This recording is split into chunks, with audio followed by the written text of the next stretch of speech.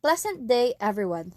Today, I am going to tackle a topic where we discover the scope of the Japanese post-EDSA revolution. I am Crizel Andy De Vera, your speaker as we converse this topic.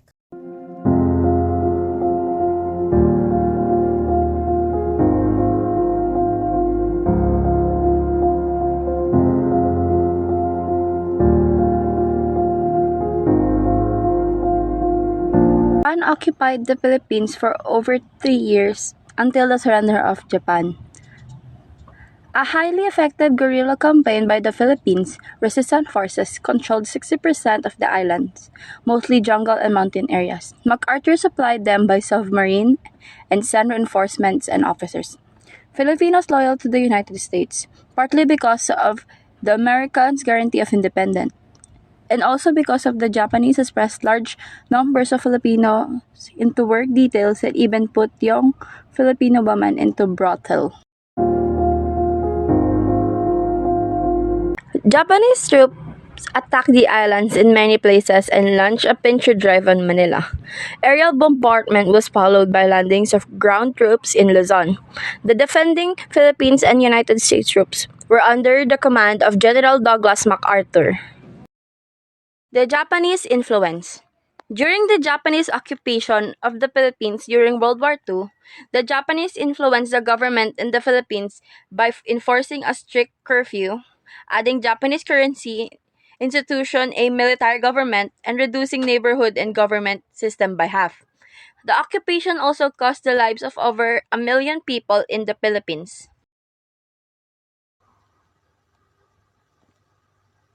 During the occupation of the Japanese in the Philippines, they ran the Philippines with an iron hand.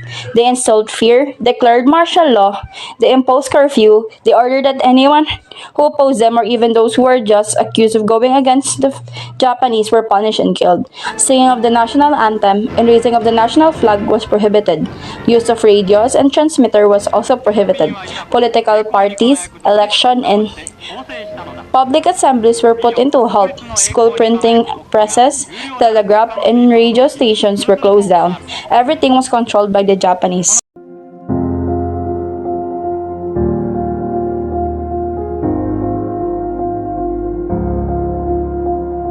The Japanese propaganda during World War II was designed to assist the ruling government of Japan during that time. Many of its elements of statism in Showa Japan, including the principles of Kakutai Hako Ichiyo and Bushido, new forms of propaganda were developed to persuade occupied countries of the benefits of the Greater Asia Co-Prosperity Sphere, to undermine American troops' morale, to counteract claims of Japanese atrocities, and to present the war to the Japanese people as victorious. It started with the Second Sino-Japanese War, which merged into World War II.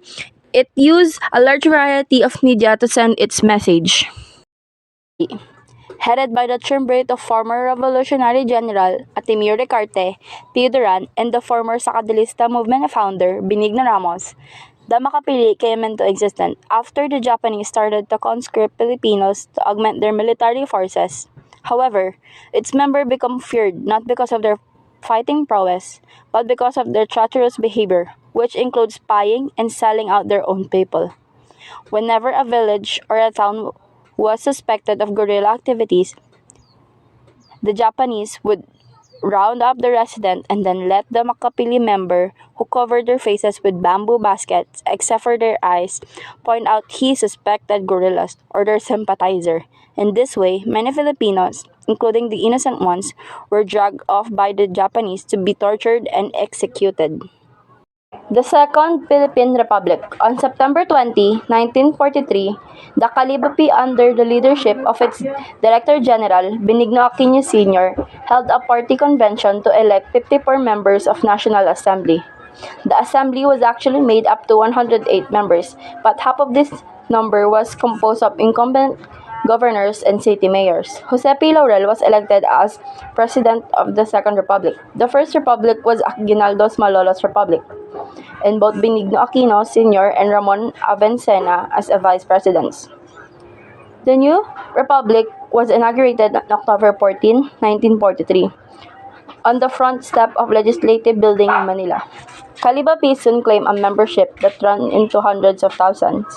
The islands were declared officially independent as the Second Philippine Republic on October 14, 1943, under the presidency of Jose P. Laurel and his Calibapi government. This has been accomplished through the Preparatory Committee of the Philippine Independence, which Calibapi established in mid-1943 under Japanese direction. The execution of Jose Abad Santos. He was killed by the Japanese because he stood his ground for his country. He had full authority over what's left of the Philippines, and on his capture, it was like catching the president himself. Abad Santos chose honor and death over a life of shame. He even saw dying for the country as an opportunity.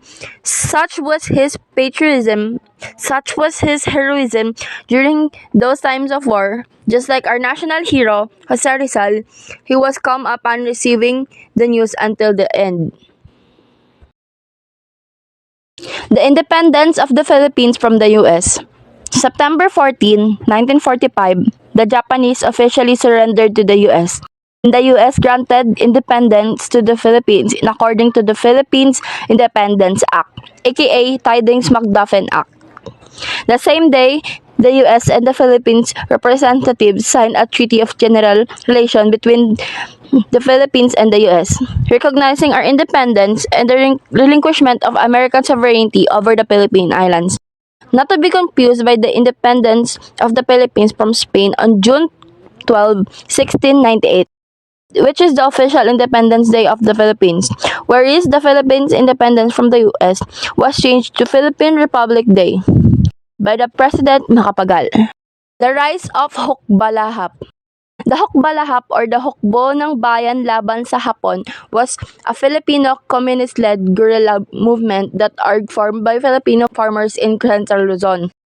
They were formed in the year 1942 to fight against the Japanese in World War II, as the name of their group suggests, but later on rebelled against the Philippines government after the war. Hukbalahap Rebellion against the government, 1946 to 1954.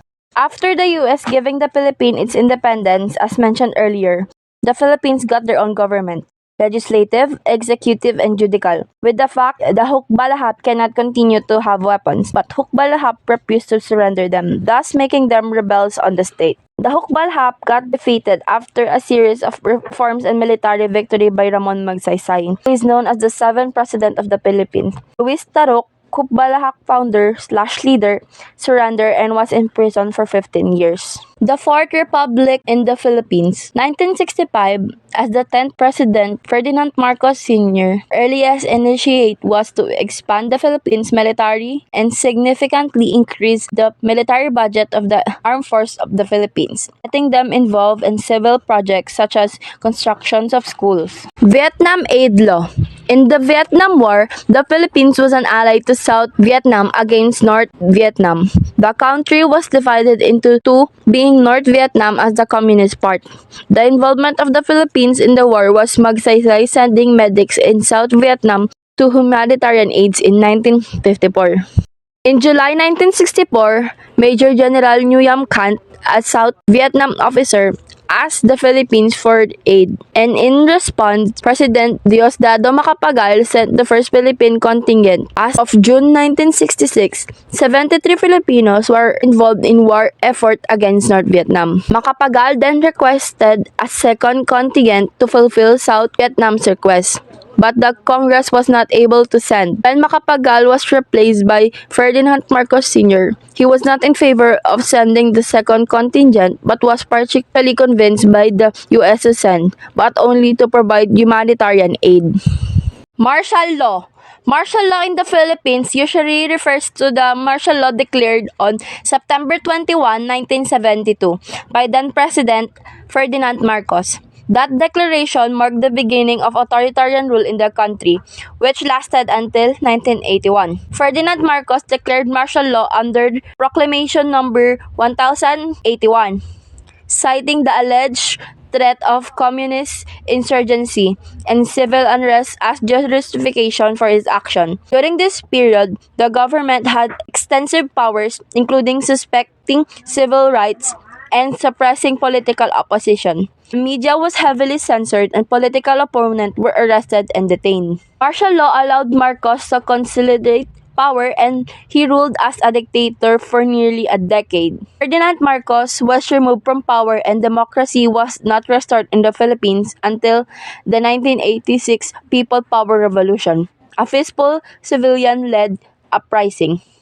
Since then, the Philippines has experienced periods of political stability and change, with no declaration of martial law. However, local martial law has been declared in certain areas of the Philippines for security reasons, especially in areas of high insurgency. It's important to note that martial law is a significant and controversial measure that greatly limits people's liberties and democratic institutions, and its use in worrisome in a democratic society. Upon Aquino's takeover, farmers from Kilusang Magbubukid sa Pilipinas protested against the Ministry of Agrarian Reform, demanding free land, zero landlord retention, and stop land payments. They met with officials but were offered only cabinet's meeting or ratification of the 1987 Constitution. After barricading the building, they marched to Mendiola. Protesters including Kilusang Mayo 1, Bagong Alyansa Makabayan, the League of Philippine Students, and Kongreso ng Pagkakaisa ng Maralitang Lungsod numbered around 10,000 to 15,000 to Mendiola Bridge. However, they were met by police and military officers, leading to violence and at least 12 deaths. 39 protesters received severe gunshot wounds, with 12 to 19 succumbing later. No military or police were killed, and the event is now known as the Mendiola Massacre. In 1987, the Congress for People's Agrarian Reform, or CPAR, was formed, representing over 200 people from 70 organizations. They campaigned for their People Declaration of Reinforcement to be incorporated in an executive order. CPAR hosted protesters and worked with progressive lawmakers to push their preferred agrarian reform bill. They established a tent city behind Congress to promote farmers and fisher folk. The Comprehensive Agrarian Reform Program was enacted in 1988, but the law bore little resemblance to the original bill. CPAR rejected the law and issued the People's Agrarian Reform Code in 1994. The Philippines held its first pride-related march in Asia and the Pacific, organized by Pro-Gay Philippines and Metropolitan Community Church. The event marked the birth of modern LGBTQIA+ movement, which the organizers invited to talk shows. 2 years later, the first Metro Manila Pride March was organized in February 1986. Filipinos peacefully ousted Philippine President Jose Estrada in 2001. Allegation of corruption emerged in October 2000, leading to Estrada's resignation. The Senate voted against opening evidence, prompting Estrada to resign. Cardinal Sin called for EDSA protests, resulting in 100,000 people on the street. EDSA protests in the Philippines, known as EDSA 2 or EDSA 2, saw an estimated 2 million protesters, with the Supreme Court declaration the president position vacant. Protests were not instigated by military but were prompted by Philippines urging their friends and families to take stand. Post-EDSA 1 in the Philippines refers to the period after the 1987 People Power Revolution, which restored democracy. Philippine literature underwent significant changes, with new voices and perspectives emerging, often focusing on social justice, democracy, human rights, and marginalized community. The Philippine literature in English movement emerged during this period.